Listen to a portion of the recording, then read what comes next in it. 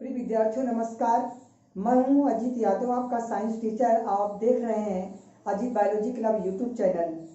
प्रिय विद्यार्थियों, कल की क्लास में हम लोगों ने क्लास 7th की science according to NCERT syllabus के आधार पर कुछ सिलेबस के बारे में डिस्कस किया था कि हमारे कक्षा 7 के एनसीईआरटी सिलेबस में हमें कौन कौन से लेसन पढ़ने हैं। इसके साथ ही जो एनसीईआरटी सिलेबस के अकॉर्डिंग कक्षा 7 में जो पहला लेसन है पादपों में पोषण, इस पर भी हम लोगों ने डिस्कस किया था। कल आप लोगों से जब मैं बात कर रहा था तो उसमें पादपों में पोषण यानी न्यूट्रिशन इन प्लांट, वो वीडियो लेक्चर फर्स्ट था। आज मैं आप लोगों के लिए वीडियो लेक्चर सेकंड लेकर आया हूं। इसके पहले आप लोगों को कुछ चीज़ें जो कल हमने पढ़ाई थी उस पर हम रिवीज करा देते हैं आपको। जैसे कल मैंने आप लोगों से भोजन के जो कंपोनेंट्स होते हैं, घटक होते हैं, कि वे सभी जीवधारियों को ऊर्जा कहाँ से मिलती है, भोजन से मिलती है। और भोजन के घटक में क्या होता है, कार्बोहाइड्रेट होता है, प्रोटीन होता है, वसा होता है, विटामिन, खनिज, जल, लवण इत्यादि कारक होते हैं जो क्या होते हैं, भोजन के घटक होते हैं। ये समस्त जीवधारी क्या होते हैं, अपनी जैविक क्रियाओं को चलाने के लिए इन्हीं घटकों का क्या करते हैं, उपयोग करते हैं। इसके बाद कल क्लास में हमने बताया था कि जो पौधों की जो शरीर में इन भोजन के घटकों का निर्माण कैसे होता है। ये भोजन के जो घटक हैं पोषक पदार्थ हैं। पोषक पदार्थ क्या होते हैं, पोषक पदार्थ वो पदार्थ होते हैं जो शरीर की समृद्धि एवं ऊर्जा यानी शरीर के वृद्धि एवं विकास के लिए आवश्यक होते हैं, उन्हें हम लोग पोषक कहते हैं। एक हमने बताया था पोषण के बारे में। पोषण क्या होता है, पोषण वह विधि है जिसके द्वारा जीवधारी भोजन ग्रहण करता है, या स्वपोषण है या परपोषण है। स्वपोषण में हमने आपको बताया था कि पौधे क्या होते हैं, स्वपोषी होते हैं क्योंकि पौधे अपना भोजन स्वयं बना लेते हैं। और जीव जंतु क्या होते हैं, अपना भोजन स्वयं नहीं बना पाते हैं, इसीलिए जीव जंतु क्या होते हैं, परपोषी होते हैं, परपोषण कहलाता है। तो इसके लिए अब हम लोग आज बात कर लेते हैं कि भाई प्रकाश संश्लेषण फोटोसिंथेसिस क्या होता है। आज जो हम समझने वाले मुख्य रूप से प्रकाश संश्लेषण के बारे में, फोटोसिंथेसिस के बारे में। सूर्य के प्रकाश की उपस्थिति में पौधे के हरे भागों जैसे पत्तियों, कोमल तनों आदि द्वारा CO2 व H2 की सहायता से भोजन बनाने की क्रिया प्रकाश संश्लेषण कहलाती है। प्रिय विद्यार्थियों, आप लोग ये समझ चुके होंगे कि पौधों में जो भोजन बनाने की क्रिया है वही प्रकाश संश्लेषण है। आपके दिमाग में फोटोसिंथेसिस या प्रकाश संश्लेषण, तो आप ये जान गए होंगे कि भोजन जो बनता है पौधों में वो क्रिया प्रकाश संश्लेषण कहलाती है। अब ये क्रिया कहाँ पर होती है, ये क्रिया पौधों की पत्तियों में होती है। जैसे हमारे घरों में भोजन जहाँ भी बनता है वो किचन में बनता है, वो रसोई घर होता है। पौधों की जो रसोई घर होती है वो क्या होती है, पत्तियां होती हैं। पत्तियों का पौधों का रसोई घर कहा जाता है क्योंकि पौधों में की पत्तियों में एक ऐसा गुण होता है जहाँ पे सूर्य के प्रकाश को रासायनिक ऊर्जा में बदलने की क्षमता होती है। वहाँ पे पत्तियों में क्लोरोफिल विद्यमान होता है। अब जैसे हमें कुछ भोजन बनाना होता है, कुछ सामग्री की आवश्यकता होती है, वैसे हमारे पौधों को भोजन बनाने के लिए कौन कौन सी कच्ची सामग्री चाहिए और कहाँ से मिलेगी, उस पर हम लोग विचार कर लेते हैं। तो पौधों को भोजन बनाने के लिए जल चाहिए।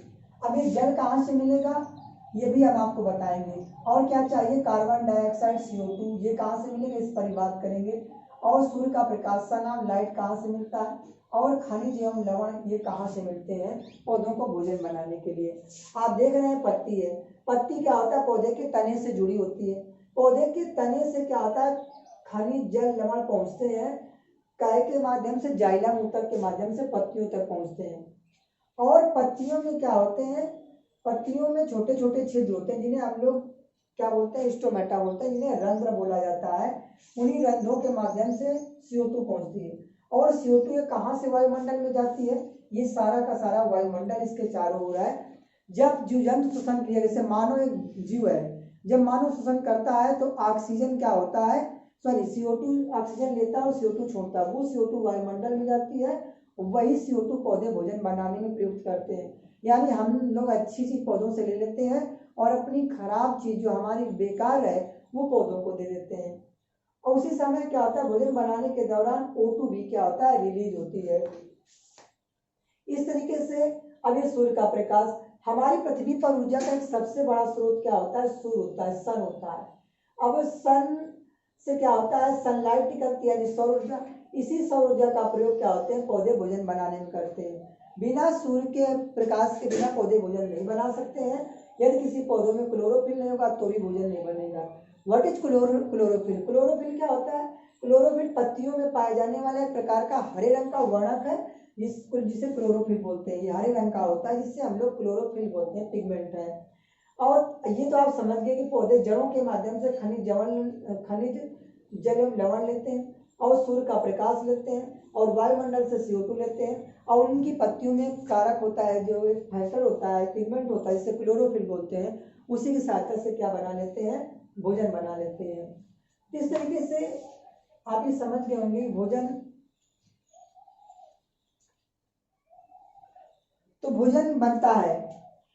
अब यहाँ पर एक चीज और समझने के लिए आएगी, कार्बन डाइऑक्साइड और जल, ये हमने एक इक्वेशन के रूप में भी व्यक्त किया है कि कार्बन डाइऑक्साइड व जल, सूर्य का प्रकाश और क्लोरोफिल की सहायता से कार्बोहाइड्रेट बनता है और ऑक्सीजन क्या होता है, मुक्त होती है।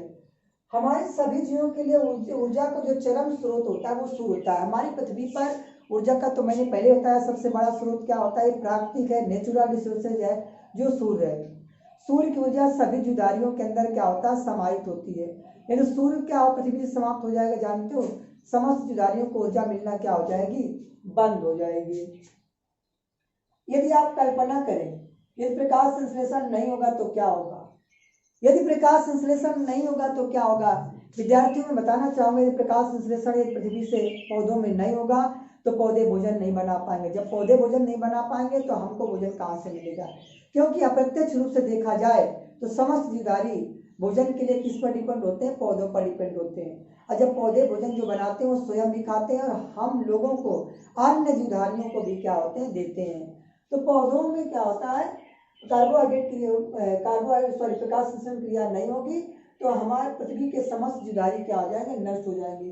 पौधों में जो प्रकाश ऊर्जा होती है, पत्तियों में एक ऐसी क्षमता होती है संग्रहण की, जो प्रकाश ऊर्जा को क्या होता है, केमिकल एनर्जी में चेंज कर देते हैं।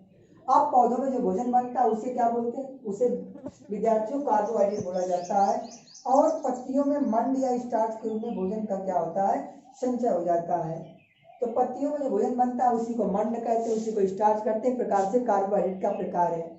तो आप लोगों ने ये समझा कि प्रकाश संश्लेषण क्रिया करने के लिए कौन कौन से कारक चाहिए। प्रकाश संश्लेषण क्रिया के लिए जल चाहिए, कार्बन डाइऑक्साइड चाहिए, सूर्य का प्रकाश, खनिज एवं लवण। इनमें से कोई भी कारक नहीं होगा तो प्रकाश संश्लेषण की क्रिया नहीं होगी। तो सूर्य के प्रकाश की उपस्थिति में पौधे के हरे भागों जैसे पत्तियों, कोमल तनों आदि द्वारा CO2 या H2 की सहायता से भोजन बनाने की क्रिया प्रकाश संश्लेषण कहलाती है। तो आप समझिए प्रकाश संश्लेषण क्रिया, इनमें से भी कोई कारक नहीं होगा तो प्रकाश संश्लेषण क्रिया नहीं हो सकती है। ये आपको बात समझ में आ गई होगी, प्रकाश संश्लेषण क्रिया कैसे होती है, फोटोसिंथेसिस किसे कहते हैं, या पौधों में भोजन बनाने की क्रिया क्या कहलाती है। अब हम थोड़ा सा विचार और कर लेते हैं कि पौधों में, पत्तियों में जो छोटे छोटे छिद्र होते हैं जिन्हें हम स्टोमेटा बोलते हैं, इनका क्या कार्य होता है, स्टोमेटा के बारे में भी आप लोगों से बात कर लेते हैं। प्रिय विद्यार्थियों, यहाँ पे आप लोगों ने प्रकाश संश्लेषण समझा। अब हम लोग देखते हैं कि पौधों में जो पत्तियां होती हैं, पत्तियों में क्या पाए जाते हैं, रंध्र पाए जाते हैं, जिसको स्टोमेटा बोलते हैं। हमने आप लोगों से बात किया कि स्टोमेटा से क्या होता है, O2 निकलती है और वायुमंडल से CO2 क्या होती है, ग्रहण की जाती है। तो आपको जानकर ये आश्चर्य हो रहा होगा कि ये रंध्र जो स्टोमेटा, ये संरचना पाई जाती है, कौन सी संरचना होती है, रंध्र किसे कहते हैं, स्टोमेटा किसे बोला जाता है। यदि हम रंध्र के विषय में बात करें तो पौधों की पत्तियों तथा अन्य वायवीय भागों की बाह्य त्वचा एपिडर्मिस में छिद्र युक्त तथा दो द्वार कोशिकाओं से घिरी एक संरचना पाई जाती है जिन्हें रंध्र कहा जाता है। जो पौधों की पत्तियां हैं या पौधे का तना या कोई ऐसा बॉडी पार्ट है या बाह्य त्वचा है, उस पर क्या होता है, दो भित्तियों से घिरा। जैसा कि आप ये भित्ति देख पा रहे हैं, इस भित्ति में एक मोटी संरचना पाई जा रही है, एक ये है, दोनों भित्तियों के बीच में संरचना ये एक प्रकार से क्या है, ये स्टोमेटा, ये रंध्र है। इन रंध्रों को एक द्वार कोशिका घेरे हुई है। जब ये क्या होता है, स्फीत अवस्था में आती है तो रंध्र खुल जाते हैं, ये बाहर की तरफ क्या होता है, फैल जाती है। और रंध्रों के जो बाहर वाली एक झिल्ली होती है वो सहायक कोशिका के रूप में होती है, और रंध्रों के बाहर भित्ति में केंद्रक पाए जाते हैं और हरित लवक पाए जाते हैं। इन्हीं छिद्रों के माध्यम से क्या होता है, O2 निकलती है और CO2 क्या होता है, ली जाती है। तो पौधों में रंध्र कहाँ होते हैं, पत्तियों में। मुख्य रूप से पौधों की पत्तियों में स्टोमेटा पाए जाते हैं। रंध्रों का कार्य होता है ऑक्सीजन रिलीज करना और CO2 क्या होता है, लेना।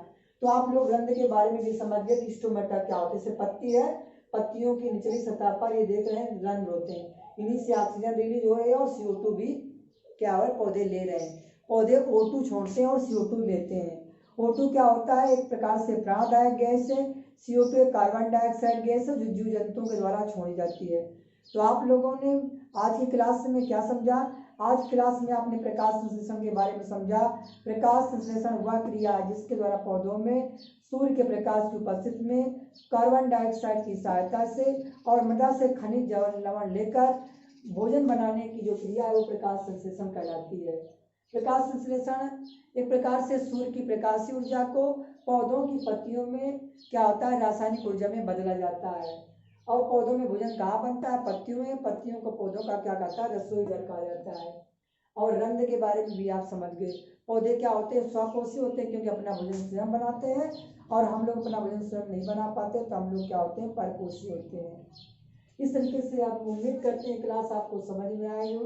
दोस्तों मैं आप लोगों से गुजारिश करना चाहूँगा, यह एक एजुकेशनल चैनल है और ये एजुकेशन चैनल, इस चैनल को आप लोग सब्सक्राइब करें और ज़्यादा से ज़्यादा लोगों को शेयर करें जिससे जानकारी उन तमाम भाई बहनों को पहुंचाई जाए जो ग्रामीण अंचल में रहकर पढ़ाई करते हैं। Thank you so much watching this video.